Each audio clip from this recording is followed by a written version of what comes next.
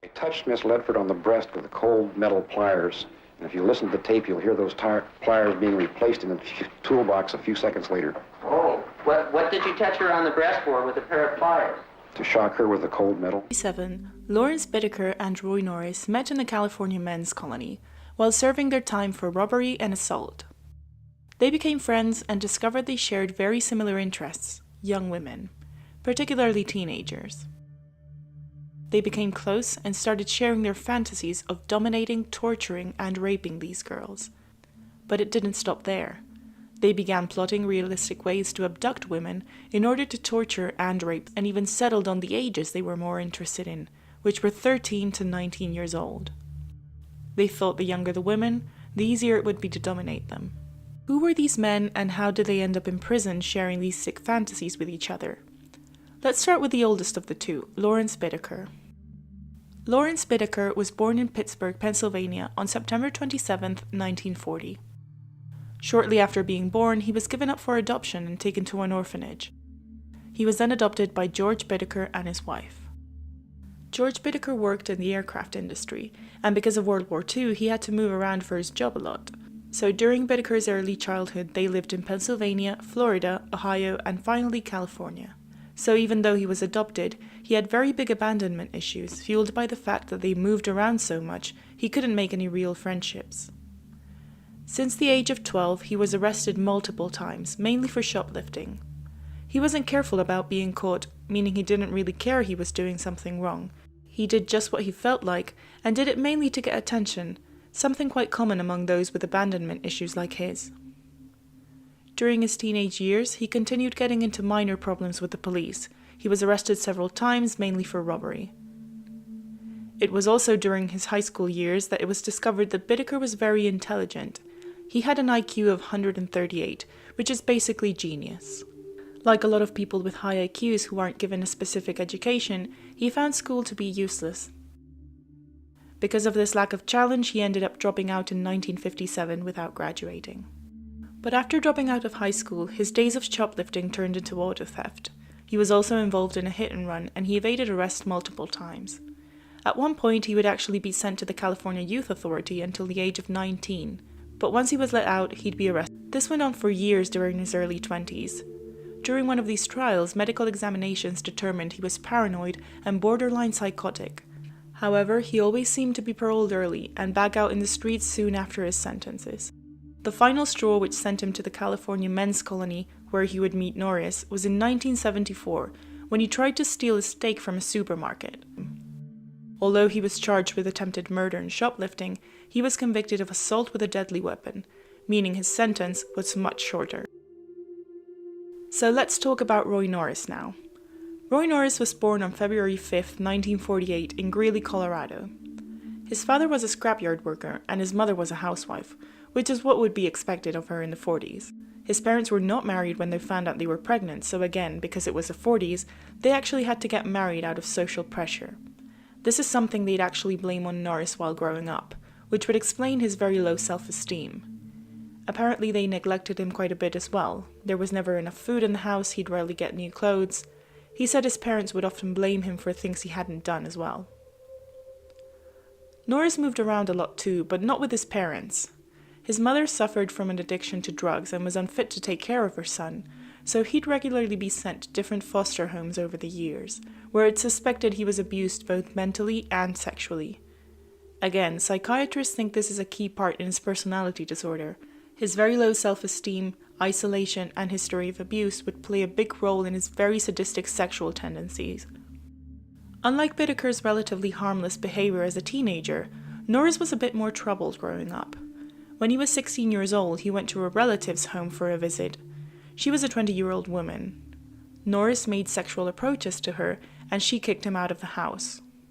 At the time, Norris was living with his parents again, and when his father was told about this, his response was to threaten to beat his son. So Norris grabbed his father's car and went to the Rocky Mountains to try to kill himself by injecting air into an artery in his arm.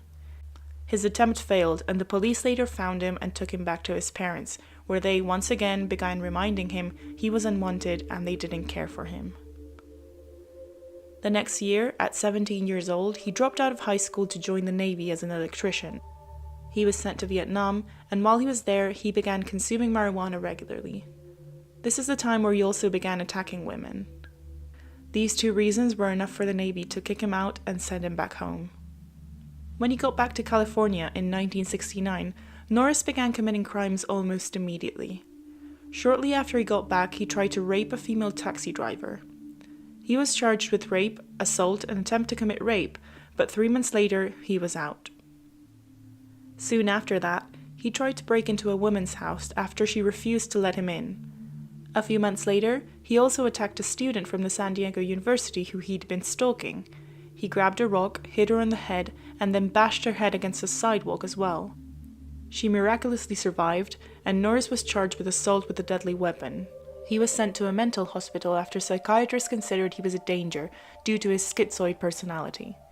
He was released in 1975 on 5 years probation because an examination determined he was no longer a danger to others. Obviously, this was a mistake because 3 months later, while he was on his motorcycle in Redondo Beach, he offered a woman a ride, which she declined. He then parked his bike and tried to strangle the woman with her own scarf. Then, he raped her in some nearby bushes. The victim reported the rape, and the police were able to identify Norris thanks to his motorcycle. So he was sent to the California men's colony under a charge of rape. So this is how Bittaker and Norris met, a thief and a sexual criminal who came from troubled childhoods. During their time in prison, they became friends after Bittaker stood up for Norris during a few attacks from other prisoners. They became close and started to open up more about their secrets. It's not quite clear who brought up the sexual fantasies involving teenagers, but it was probably Norris, especially since Bittaker had never actually been involved in any sexual crimes. Some psychiatrists think that it was probably after meeting Norris he developed this desire. Bittaker is the kind of person who always needs a new thrill. This is why his crimes escalated through the years. He fed off that feeling of power he got by being above the law and doing what he wanted. So this is probably why once Norris opened up about his sexual desires and fantasies, Bittaker felt challenged to go through with it. It just made something click. Norris would tell him how he found it stimulating how frightened young women would be when attacked. And Bittaker began fantasies of his own and actually said if he ever raped a woman, he'd kill her. No witnesses means there's a smaller chance of being caught. Bittaker was released on parole in October of 1978. He moved to Los Angeles and started befriending the local teens to study the best way to seem trustworthy to them. He'd offer them marijuana or alcohol, act cool around them, and just observed how they reacted. Norris was released 3 months later in January of 1979. He moved in with his mother and went back to working as an electrician. One day, he received a letter from Bittaker inviting him to resume their plan, now that he'd had some time to prepare. Shortly after the release of Norris, both men put some money together and bought a silver 1977 GMC cargo van with no windows in the back and a sliding door on the passenger side. They modified it and installed a folding bed. And underneath it, they stored a cooler to keep drinks in, which was a big part of their plan to lure teenage girls into the van. But next to the coolers there was also a toolbox, complete with pliers, a sledgehammer, and even ice picks. They named their van the Murder Mac. So once the Murder Mac, was ready, Bittaker and Norris spent weeks driving up and down the Pacific Coast Highway, frequenting the local beaches. They'd flirt with the girls, offer them alcohol and marijuana, even take their pictures using Polaroids. They didn't harm any of them. This was just a test run for the real deal.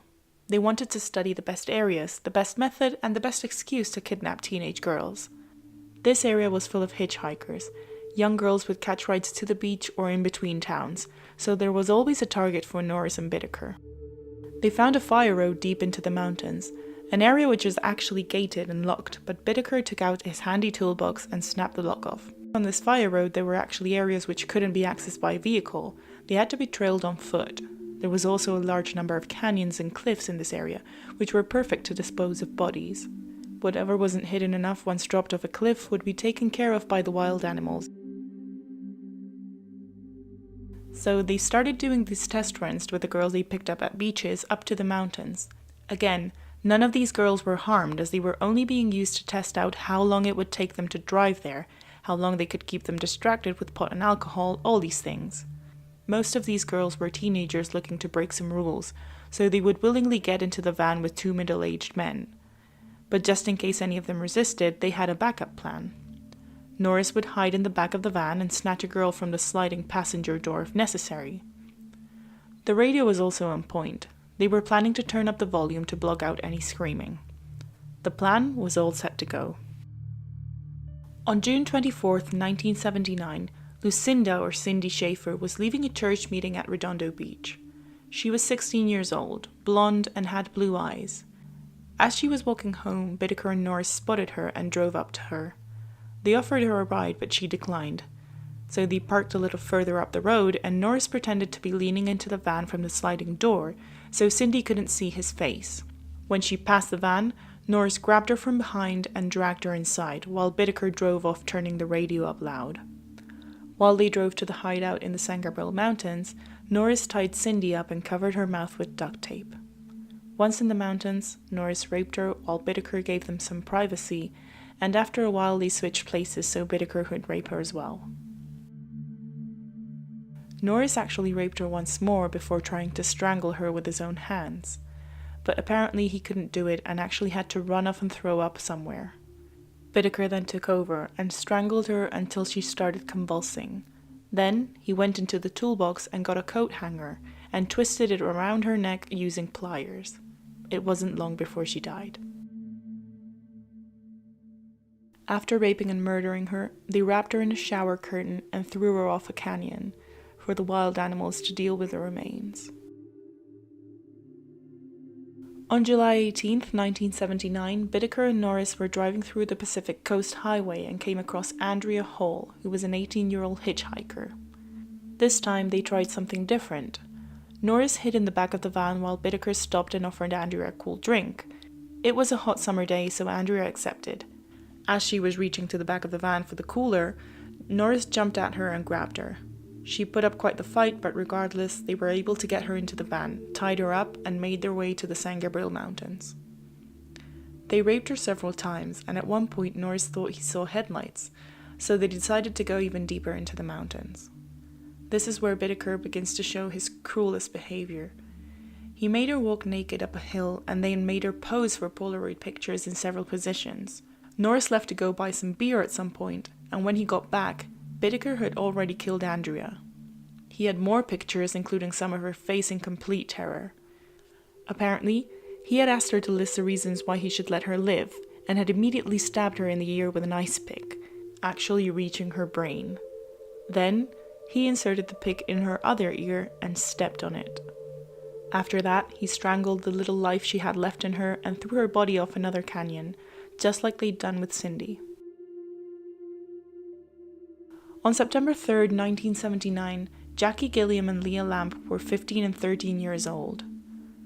Norris and Bittaker found them at a bus stop near Hermosa Beach and offered them a ride, as well as a drink and some marijuana. Both girls accepted and got into the van. They needed a ride to the beach and hadn't had any luck hitchhiking that day. While they were driving, the girls noticed the van was taking a different exit and heading towards the San Gabriel Mountains, so they started panicking. Leah tried to open the passenger door to get out, but Norris hit her with a bag full of weights he kept in the back of the van. While he was tying Jackie up, Leah regained consciousness and tried to escape again. This time she got out, but Norris was faster and actually grabbed her and put her in the van again. Once they reached the mountains, they took turns sexually and physically attacking the girls, as well as making them pose for pornographic Polaroids. But this time, unlike they'd done with the previous attacks, they kept them captive for 2 whole days, taking turns sleeping next to them, while the other man kept watch in case someone spotted them. They also had a tape recorder with them this time, and Bittaker taped the moment he was raping Jackie. One of the girls was also asked to roleplay as Norris's cousin while he raped her.